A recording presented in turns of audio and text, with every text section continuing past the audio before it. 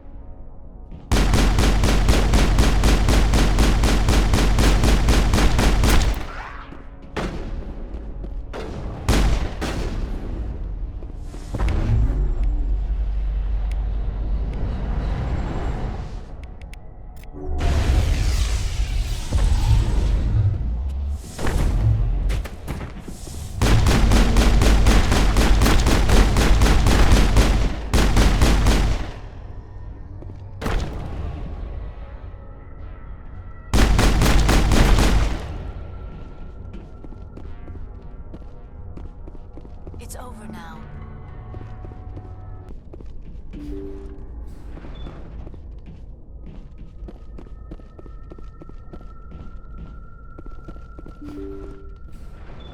Thank you.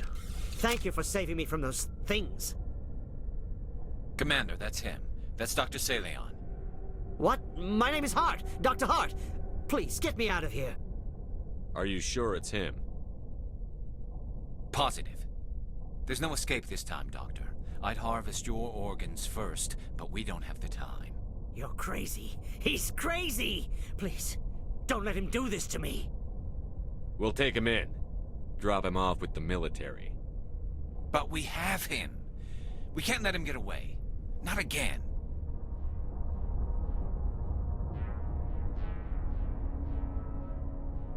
If he dies, we'll never know what he's been up to, or how he did it. We'll take him in, interrogate him, and he'll serve his time. Okay. You're right.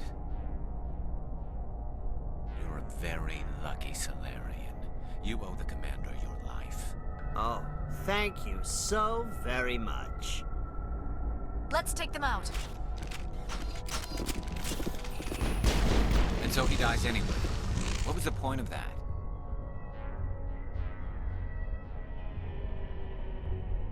You can't predict how people will act, Garrus. But you can control how you'll respond. In the end, that's what really matters. Yeah. I don't think I ever met anyone like you, Commander. Well, I guess we're done here.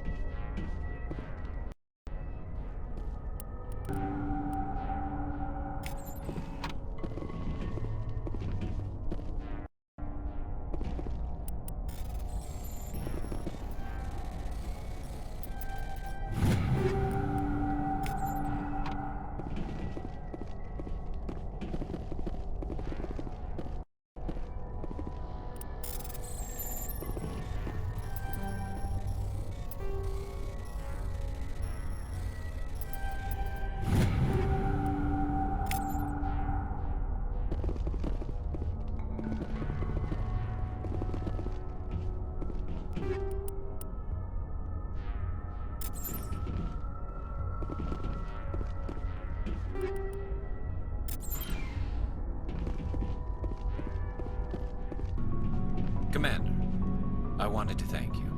What for, Garrus? For everything. Taking me with you, letting me be part of your team. I've learned a lot. I've thought a lot about what you've told me. About not sacrificing innocence to achieve the goal.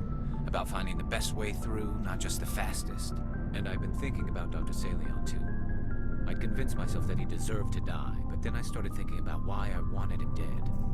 I realized it wasn't because of what he did to those people.